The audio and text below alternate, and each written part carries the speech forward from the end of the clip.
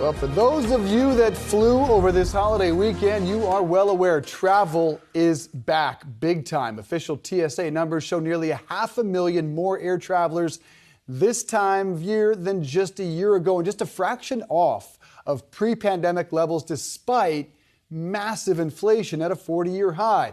Many even showed up at the airport with no idea where they were headed. Tom Marchant is the co-founder of Tomato Co. Tom, I went to Charleston, South Carolina over the weekend. I don't like surprises, but your company caters to those who love a big surprise. Tell us how this works.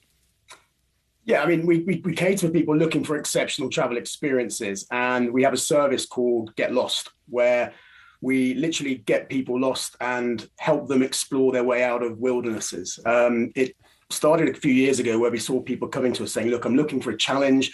I want to do something different, something I've never done before. And so we asked ourselves the question, what would be both a physical and perhaps a mental challenge for someone? And that would be taking them to a remote area, giving them some basic survival training, and then giving them a challenge to explore their way out of these stunning landscapes, all the while in the eyesight of our special guides and people on hand to make sure they're still safe. But it means we managed to take people all over the world, from Morocco to Iceland, Namibia to Utah, and giving them some of the most sort of exceptional, I'd say, travel experiences of their lives.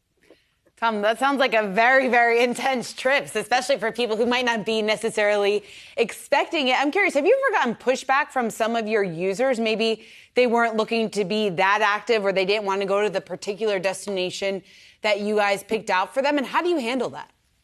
It's a really good question. I mean, the whole setup of our company is that we're bespoke. So we're always set up to cater for our customers' needs.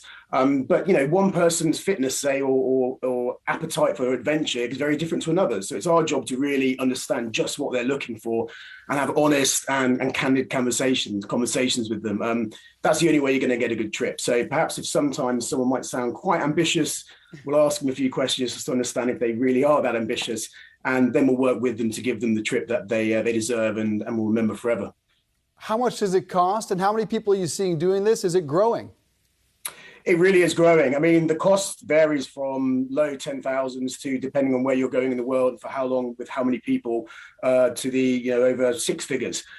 We have seen a significant increase in these type of trips since the pandemic, actually, quite interestingly. I think during the pandemic, a lot of people were planning, what are they going to do when they could travel again, looking for a really epic adventure. Perhaps they needed to kind of have an experience that allowed them to reset and think about what they want to do going forward in their lives, and looking for something that would really give them all of that.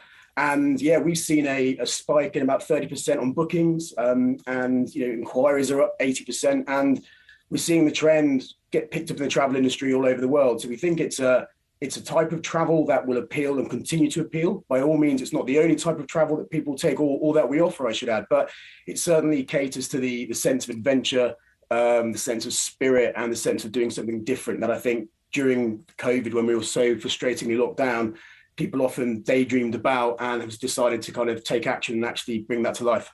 Okay, so are these people tend to be very adventurous people, or typically over-planned, boring people that really need to shake it up and wake up their life? And if you could, tell me the most popular spots. It's a really good question. I would say they're both those types. I mean, I could think of one great customer was a mom from the States who wanted to just kind of take a break from the day to day and shake up her life a bit and get purpose back, and that really gave her purpose again. And other types are, yes, those adventure hungry people who are looking to do something different. In terms of popularity, Iceland, it's the country that's almost like God created for natural adventure. Morocco is very popular.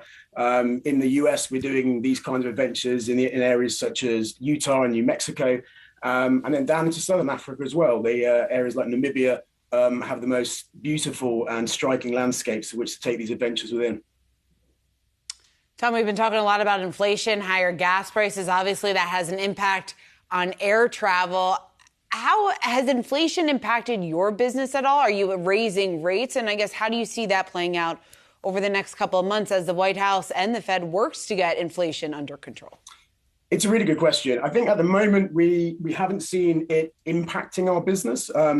the level of demand for the type of travel we offer and from the audience sector we cater to is the highest it's ever been in the company's history. However, the rising costs are part of the conversations we have with our customers, and people are using the possible future impact of those to really assess what they're getting from their trip.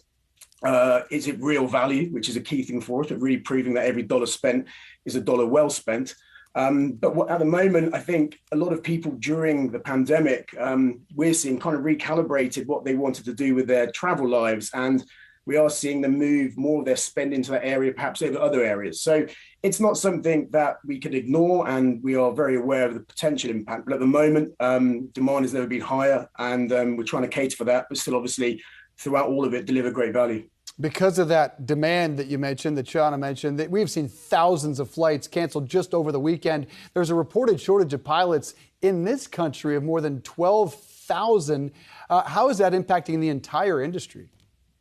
It's a challenge across the whole industry. I'm talking to you from London at the moment, and there have been huge challenges very similar to that in the UK just over the last weekend.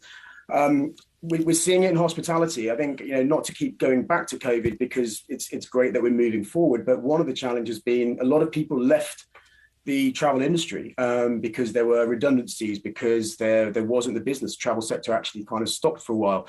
So there is a need to kind of get people back into this industry, make sure we've got the right numbers of staff, the quality of recruitment in there to ensure that the vacations, the trips that people dream about can be realized.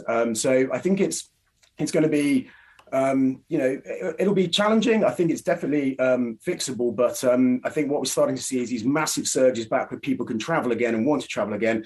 And the industry is playing a bit of catch up in terms of its resourcing for that. But I'm hoping that will catch up very soon. Tom, real quick, you've researched all the top places. I'm sure you've been to many of those countries before. What's the number one spot that you haven't gone to that you want to go to?